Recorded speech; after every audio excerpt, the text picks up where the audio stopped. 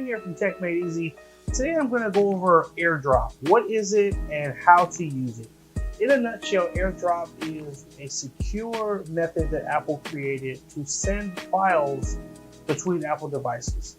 So if you want to send a picture, a video, a document, you can send it all securely and quickly over what's called an Airdrop. So in the video, I'm going to show you how to send one, and I'm going to just again go over some of the details and just basically show you how awesome it is, because it's super easy to use. So here's the first step.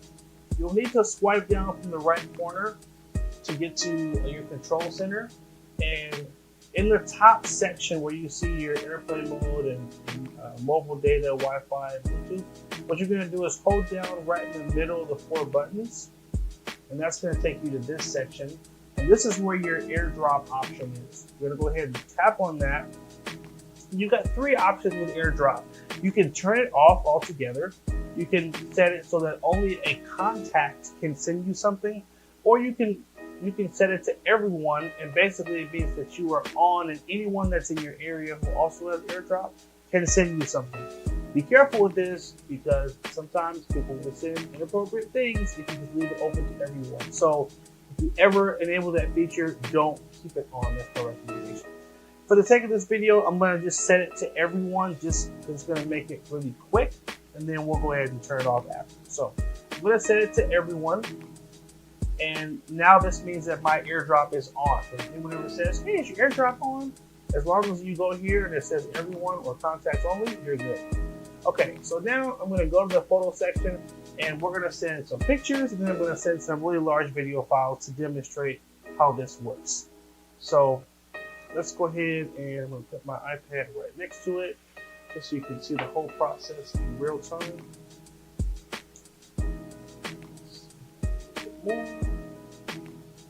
Sorry for the screen flicker. Sometimes it's hard to control that when you're filming, so hopefully it doesn't distract you too much. Okay, so what we're going to do, go to our Photos app here, and I'm going to go to this folder here.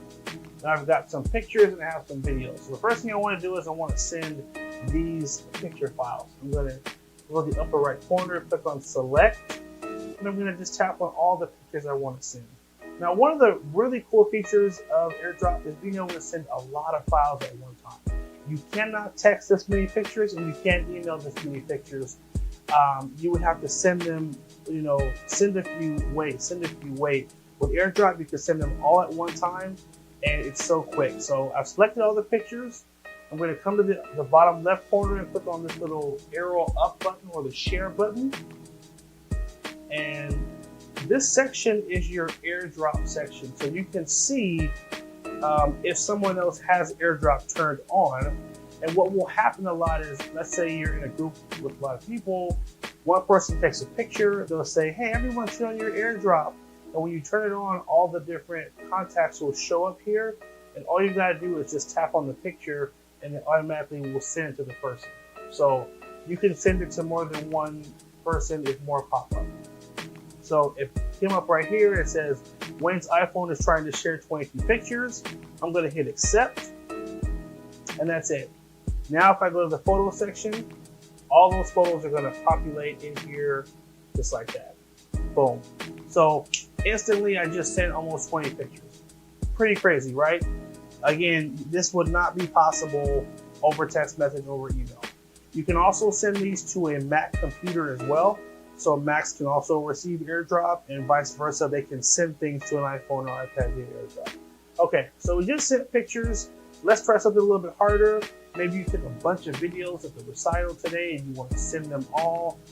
Same process. We're going to hit select. I got a video here that's 2 minutes, and I have a bunch of smaller videos here. Select them all. Hit that share button in the corner. Same thing, we're going to airdrop it to Wayne's iPad.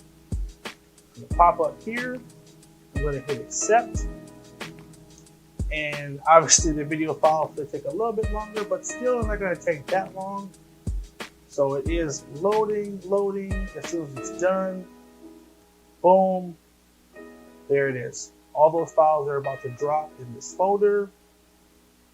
And that fast, You just transfer the whole day's worth of memories to your iPad, or guess what? It could be to a spouse, a boyfriend, girlfriend's phone.